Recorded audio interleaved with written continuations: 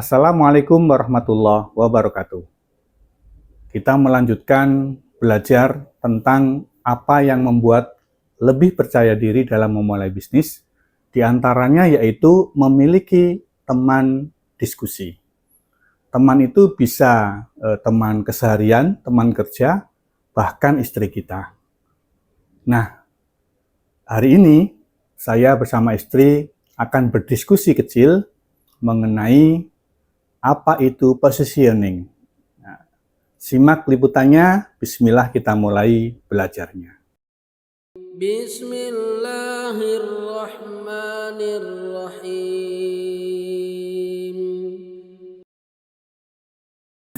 Jadi ini guys, ini kan kami kan biasa lah ya, namanya pengusaha itu kita itu modalnya satu, ini dapat banyak gitu loh ya. Begitu ya Pak Slamet ya. Jadi sekali perjalanan dengan satu modal bisa jadi, tapi kita dapat banyak hal yang bisa kita lakukan ini, termasuk saat ini kita ke Jogja Pak Slamet ya. Betul. Jadi salah satu prinsip ekonomi atau mungkin ya para pengusaha itu harusnya bisa, bahasa sekarang itu efisiensi. Oh, efisiensi ya. Ini yang dilakukan oleh Pak Prabowo juga efisiensi. Jadi apa? Sekali perjalanan apa aja yang bisa kita dapatkan? Oke. Nah, gitu. Tadi dapat apa aja Pak Slamet? Nah, hari ini di samping kita mendatangi mau mengambil lisensi Zendo. Oke. Zendo itu guys aplikasi untuk apa namanya Pak? Seperti Gojek, tapi untuk komunitas Muhammadiyah ya, seperti itu guys. Terus apalagi Mas Slamet? Kemudian tadi juga sempat kita ketemu dengan Pak Wahyu. Alhamdulillah kita mau merintis usaha tentang madu, aneka madu. Kami melihat madu itu di pasar kadangkala itu banyak yang tidak murni. Betul. Nah, kami menggandeng Pak Wahyu ini, beliaunya pendiri Perti. Perti itu apa Pak Slamet? Perhimpunan Tibu Nabawi. Oke, siap. Jadi istilahnya beliau mempunyai komunitas para penerapis dan selama ini juga menekuni suplai dari madu. Oke, ya, jadi cara pengambilannya nanti insya Allah akan kita sampaikan di video yang lain. Iya, oke. Bagaimana cara pengambilan sampai sanatnya madu itu diperhatikan. Gitu. Ada sanatnya, ya, karena madu itu tidak ada yang menjamin. Karena memang kalau orangnya terpercaya, kemudian cara pengambilannya kita tahu, posisinya tahu, maka itu bisa menjamin madunya murni. Benar-benar asli dari lebah ya, jadi bukan gula ya. Bukan gula, atau bisa jadi madu lebah yang dikasih makan gula. Itu juga ada. Iya. Dan itu banyak guys sekarang. Betul. Nah, tadi satu ya kan ketemu sama Pak Wahyu. Terus kedua, besok kita mau mengambil lisensi Zendo yang di situ ada pelatihannya ya Pak Slamet ya. Dan yang ketiga, kita sedang belajar apa yang ada di Jogja. Waduh. Tadi kami sudah jalan-jalan sebelum di restoran ini, kami jalan-jalan untuk cari makan ya di warung pinggir jalan ya Pak Slamet ya. Bakmi Jogja. Nasi goreng ya khas Jogja. Oke.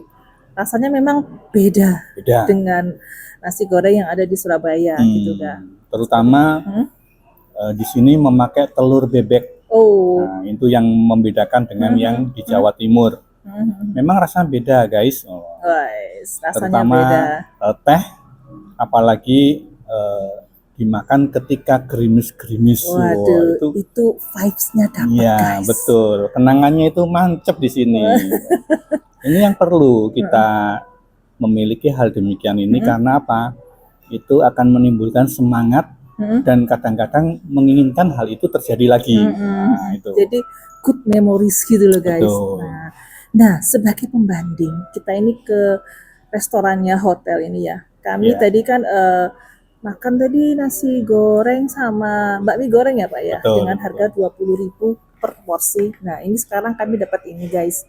Sebagai pembanding, jadi kita kan tidak bisa melihat bahwa sesuatu itu overpriced atau sesuatu itu underpriced gitu ya. Tapi semuanya itu ada positioning, istilahnya positioning Pak ya. Positioning itu segmentasi gitu guys. Nah, ini hari ini malam ini kita nyemil istilahnya, nyemilnya segini, Iya. bayangkan. Yang penting nggak tiap hari. Kalau tiap hari nanti perlu beli timbangan digital. Jadi berapa nambahnya itu kan perlu ditakar ya. Iya, iya. Oke. Nah, ini ya, kita mau tunjukkan kepada kalian ini kan bahwa tidak apa-apa kita itu menjual sesuatu yang mungkin orang lain melihat itu sedikit mahal. Iya. Tapi kalau misalnya kita letakkan itu di posisi yang tepat gitu loh, kita tembak di target pasar yang tepat, maka itu tidak akan jadi mahal lagi gitu loh. Betul. Ini contohnya, mau tak tunjukin contohnya? Ini saya mau tunjukin ya guys ya. Tapi kalau memang yang kita mau bandingkan itu croissant, memang croissant itu di mana-mana tidak ada yang harga 10.000 ya. Karena kan kami tahu sendiri ya betapa ribetnya itu pembuatan croissant. Yang ingin kami tunjukkan sekarang adalah ini tuh cemilan guys. Cemilan. Kalau cemilan itu berarti kan sesuatu yang hanya dipakai buat selingan aja ya, bukan makanan pokok ya. Nah ini kalau mau saya tunjukin, ini harga 25.000. Nah ini ya, ini 25.000, ini juga 25.000 seperti itu ya. Dan sekarang sedang diskon 10% karena sudah di atas jam 8 malam ya. Masya Allah. Saya mau tunjukin seperti apa sih cemilan harga 25.000 itu ya. Kami sebenarnya tidak biasa ini datang ke yang seperti ini. Cuman ini kan demi ingin mengobati rasa penasaran kami ya. Apa sebenarnya yang ada di cemilan seharga 25.000. Kalau yang ini guys, ini tipikal croissant pada umumnya ya. Cuman ini katanya isinya coklat. Kita coba buka dulu ya guys ya.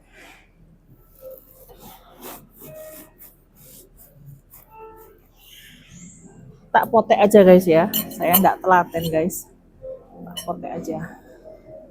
Oh iya, masya Allah, coklat dan butternya itu kelihatan banget ini layering-layeringnya. Memang membuat croissant itu tidak semudah yang kita pikirkan. Kita perlu alat-alat yang lumayan sophisticated dan trik yang tidak mudah. Bismillah. Wow. Melted banget guys, dan rasanya itu masya Allah. Harga 25.000 saya rasa sangat tidak overpriced deh. Sesuai. Saya teringat seorang pemain biola internasional. Itu membuat riset tentang dirinya ketika dia manggung sama ketika dia memainkan biolanya di stasiun bawah tanah. Oh, ya. Oke. Subway ya. Ya, jadi memang beliaunya ini ketika manggung itu miliaran untuk sekali panggung.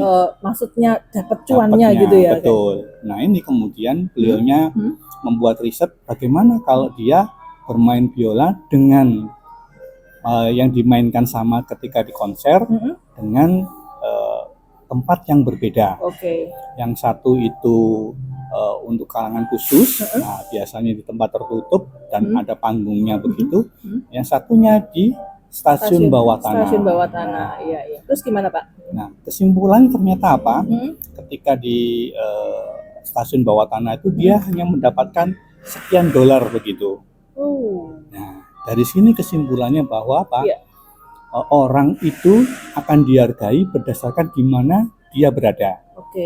Ketika dia berada di tempat yang pas, maka dia dihargai sangat tinggi. Seperti ketika konser tuh ya, dapat uang banyak. Bahkan orang rela ngantri ya. Betul. Masya Allah. Karena dianya terkenal enak pemain biolanya. Tapi ketika dia berada di subway di stasiun bawah tanah, ternyata tidak banyak yang menghargainya. Bahkan bisa jadi banyak yang tidak tahu siapa dia. Ada satu yang memberikan $10. Itu dikarenakan dia kenal sama pemain biolanya itu. Gitu. Dikarenakan sudah kenal, itu pun dapat $10. Hanya $10 ya. Jadi itu yang harus kita pahami bahwa ketika produk kita itu sesuai dengan segmen pasarnya yang kita bidik, itu akan menghasilkan sesuatu yang luar biasa.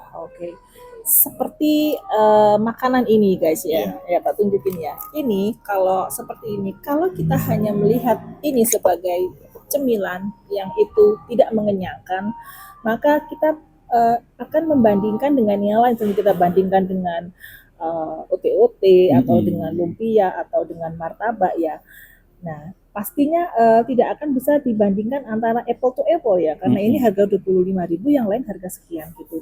Tapi kalau di mata orang-orang tertentu yang mereka itu mengetahui betapa sulitnya membuat produk seperti ini ya, dan beda rasanya juga. Beda rasanya juga. Apa saja ingredients-nya, maksudnya bahan bakunya apa, seperti itu, dan butuh orang-orang khusus untuk membuatnya, maka mereka akan bisa menghargai. Iya, betul. Jadi kalau orang melihat fungsionalnya, cuma sekedar ingin kenyang, maka dia tidak harus makan croissant, gitu ya. Dia cukup makan gorengan di tepi jalan, mungkin beli kenyangnya sama ya. Sama kenyangnya sama. Tapi untuk orang-orang yang punya taste yang beda, kemudian inginnya itu rasa yang berbeda juga, maka dia harus memberikan, mengeluarkan uang itu lebih. Dibanding yang biasanya. Mengganti value yang didapatkan. Betul. Seperti itu. Nah, seperti kita juga jualan. Ketika kita ingin mendapatkan harga yang cukup tinggi, maka produk itu harus dikemas dengan baik. Kemudian dijual dengan cara yang baik, pelayanannya, metodenya, cara berpromosi dan lain sebagainya. Jadi kita punya segmen pasar ya. Betul. Seperti juga kalau kita kan kita punya usaha pembuatan kulit kebab ya Pak ya. Iya, betul. Memang kita juga menjual kulit kebab itu yang untuk kalangan customer yang biasa, gitu kan. Tapi ada juga kulit kebab yang kita buat khusus gitu. Betul. Ini contoh saja sih guys. Jadi di kita itu kita juga memproduksi tortilla dengan custom. Custom itu bisa ukurannya, tebalnya, komposisinya, rasanya juga bisa, besarnya, gitu. Nah, oleh sebab itu harganya juga nggak bisa disamakan dengan tortilla yang di pasaran. Rasanya juga beda. Karena pasti kita untuk membuat produk itu kita punya effort yang lebih. Betul, punya pengalaman lebih, juga punya jam terbang untuk mengelola, memodifikasinya. Jadi itu mungkin kalian yang di sana ya tidak usah takut untuk menjual barang yang premium dengan harga yang mungkin tidak sama dengan yang lain, asalkan kita punya value-value yang hendak kita tonjolkan. Begitu. Nanti insya Allah di lain kesempatan saya coba memberikan tutorial, memberikan penjelasan bagaimana supaya meningkatkan barang yang sama, value-nya meningkatkan sehingga bisa menjual dengan harga yang lebih mahal. Margin yang lebih tebal. Betul. Guys. Tidak gampang memang, dibutuhkan kejelian, kemudian segmen yang pas, riset produk, riset pasar dan lain sebagainya. Beda dengan orang yang menjual secara komoditas. Kalau komoditas, yang murah yang menang. Apalagi kalau mainnya banting-bantingan harga. Betul. Ya, nah, itu sudah nggak sehat guys. Mungkin itu ya. Itu dulu. Kami mau selesaikan makan kami dulu.